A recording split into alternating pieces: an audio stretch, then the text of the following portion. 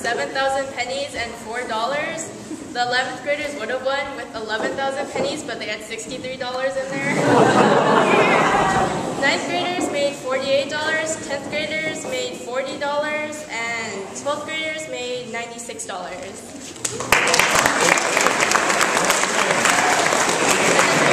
And the total was $610.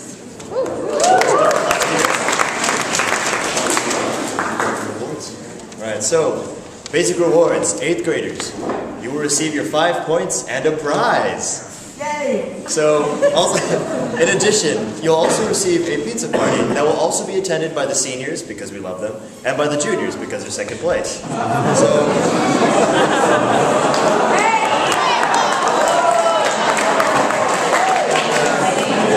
for the rest of you sophomore and freshmen, you will receive a wonderful little ice cream party at a date which is not yet mentioned, but will be. Also, additionally, the freshmen and sophomore, juniors will receive 2 points, and freshmen and sophomores will receive 1 point each. So thank you guys. Thank you guys for your participation. This was the last class competition, and thank you for raising this much money for the patients. Also, today, remember, there's an exec meeting in Mr. Fink's room, 11:30, not 11:35. And also on Friday, there will be a general student council meeting by the Fred and Rosie pen. It's over by the science building. You guys know where it is. Juniors will not be there because of the history AP, but everyone else should be there. Ms. Wilson will be running it. Thanks.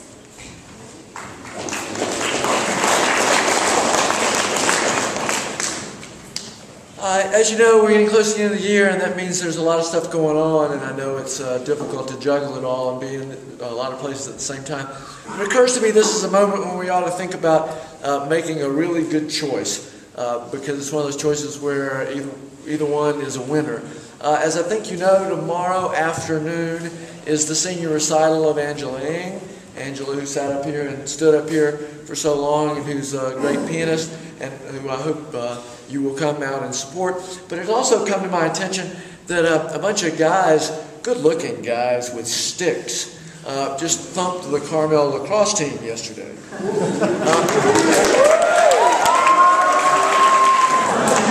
So I want to see a show of hands, and I can't promise you this yet because we're investigating on relatively short notice. If I can get us a bus to drive over to Stevenson tomorrow afternoon, raise your hand if you'd get on that bus. Come on, you've got to make it worth it because these things are expensive. All right, well, we're working on it. So here's the deal. I'll post some announcements if we can get a bus. If not, I would really encourage you to get in the car, legally of course, with a parent, with whoever you can drive with, and be in one of 2 places tomorrow afternoon. The lacrosse game at 4 o'clock, because this would be really cool, or here to see Angela's recital. We're even going to see if we can adjust the time of that so we can drive back over here and do both, because you can have it all, right? And please make one of those 2 choices, because if you don't, well, there are still those end-of-the-year grades and comments. Thank you very much.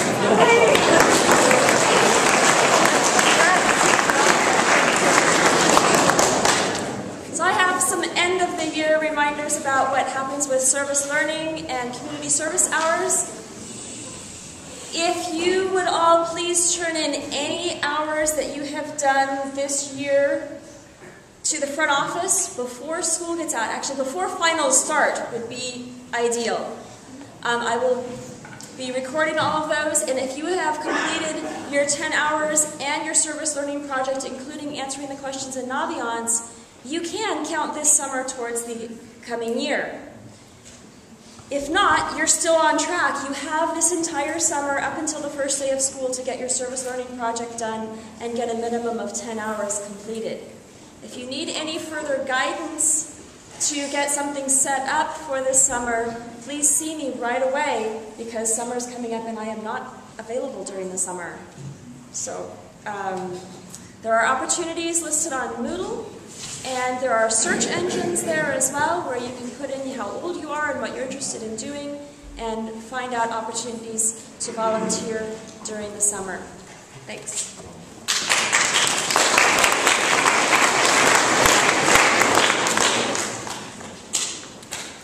everyone. I'm Lou Zyberg. I'm the substitute marine biology teacher for spring. This spring I've asked all the students to make a project, and what they did was incredible. They made beautiful works of art, poetry, paintings, drawings, videos. Those are all on display in the biology lab, which I believe is room 25 in the science building, and they'll be up all next week. So if you get a break or a moment, you don't know what to do with yourself, please come by and check out what some of your best and brightest are able to produce. Thank you.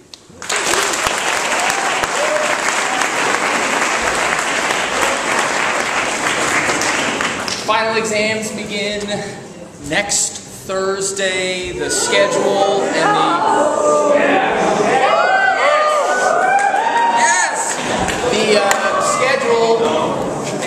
the schedule is on the website.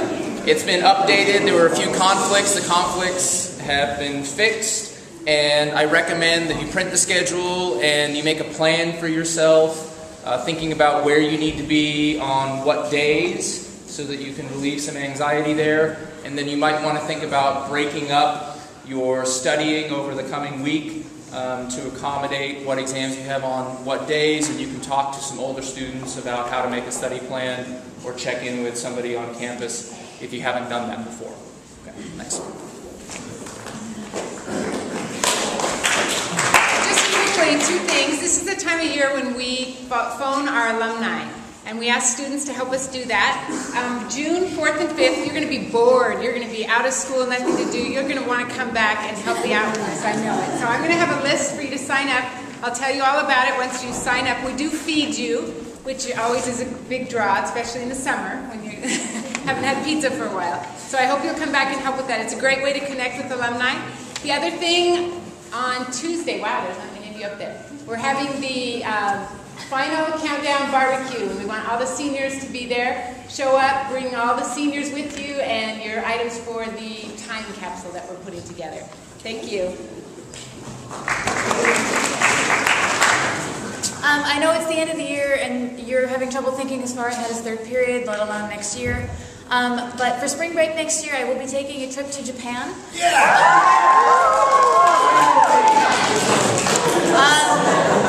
We will go on safari to see the wild anime tribes of Osaka, the Buddhist monks, etc. So if you're interested and would just like to hear a little bit about it, I'll be telling you more about it in lunch room 3 today.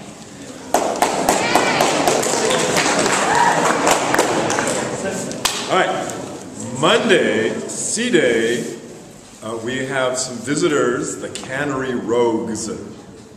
This is a quartet from the Cypress Airs, which is the local barbershop chorus who actually rehearse in this room and in the music room. So Monday morning, 7:45, choir, you will be here. Chamber choir, who are not writing APs that day, will be here. Anyone else who wants to come and hear the Cannery Rogues, you're welcome to come and participate. They're going to teach us a tag. If you don't know what that is, you can come and find out. So Monday morning, 7:45, choir and chamber choir here, and anybody else who wants to come and hear the Cannery Rogues. We're coming up at the time when the choir, the chamber choir, orchestra, and band have the honor and privilege of enhancing our closing end-of-the-year exercises with their talents. So the band rehearsed today. Next Wednesday morning, which is E-Day, and not an orchestra day, is when the orchestra, without seniors, will meet in the music room. And then the last day of school, when everybody wants to sign yearbooks, you of course want to make music, and there will be rehearsal for graduation. It's all on Moodle. Watch it, keep on top of it. And as soon as we know, come to Angela's recital tomorrow night. As soon as we know the exact time, we'll post it, because it may change. Thanks. I just want to say thanks to everybody who biked to York. It was a great.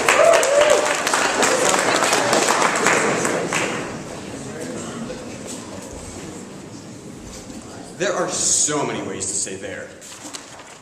There's there, and of course, there's there. There, spelled T-H-E-R-E, is used to indicate a place. while there, spelled T-H-E-I-R, is used to indicate possession by a person or persons. While there, spelled they, apostrophe R-E, is simply a contraction of the words they and are. Our problem with this is everyone always seems to confuse there with there, and of course, there with there. Now obviously, it's spoken aloud. They all sound exactly the same. And that's the fault of the English language. However, I've seen time and time again that they're confused in emails, text, and even the odd book or magazine. And you can't not mention the internet. Everyone there is just terrible. I believe this is caused by grade school teachers who do not teach the difference between there, and there. A simple solution would be to come up with a phrase such as, who gave the M to whom? Something like, they're over there, but their stuff is over there.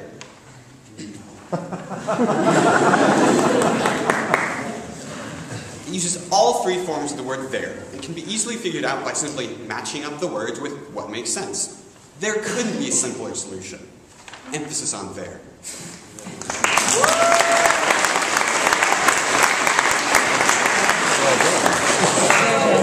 As you guys can probably tell, softball has a game today. It's our last game of the season, so we really want everyone to come support us. It starts at 4. The more support, the better we'll probably play. So please come out. It's here, but yeah, it's at York. So come and support us, please. Yay! And then also for the Wilderness Club, the Gorge trip in Big Sur is on Saturday. We have the permission slips finally. You have like 1 day to bring them in. So everyone who's talked to me or is on the list of like reserve spaces, we're gonna be at the flagpole so I can give it to you. So please come because you need to come get it. 30 seconds each. 30 seconds each. All right. Everyone. In 2006, York Lacrosse first started. You all know that we beat Carmel, and they did not respect us, and they lost because of it. We beat PCS. They beat us last year by about 5 points in the first championship game. We beat them 9-8 on Tuesday. We beat Carmel by 2 points, 5-3 yesterday. This is the best team that York Lacrosse has ever had, and we are going to win the championship on Friday. And everyone should be there, because this is our year, and we'll bring glory to the inaugural season. Let's go!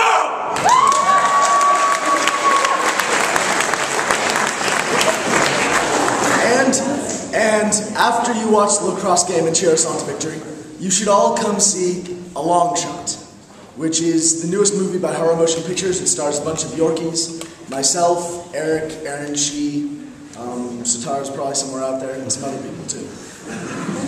It is a great movie. It's a thriller comedy sort of thing. It's at the Pacific Grove Performing Arts Center tomorrow. Show up around 6:30 or 7 if you want. Thank you very much.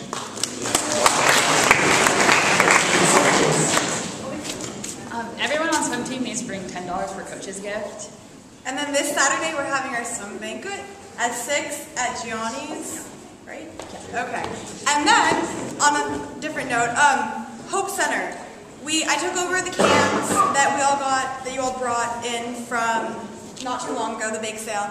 And the person who runs it was so happy, and she was like, yay, thank you for the cans. People are going to be so happy. So you really helped, and you did a great job, and thank you.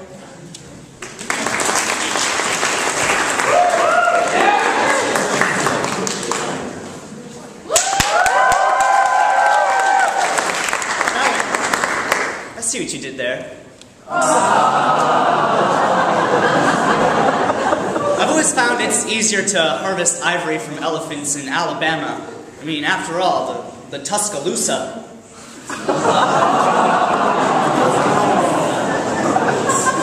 I noticed Miss Traxel had confiscated a lot of spoons from the recent Assassins game. Makes sense. I mean, they are weapons of math disruption. In a cathedral somewhere off in England, probably, there were a bunch of friars there.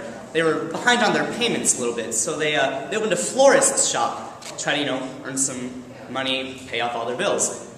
This made the rival florist in town angry, because everyone wanted to buy flowers from God's holy men, of course. So he hired the roughest, toughest guy in town, Hugh Laurie, to go and teach them a lesson.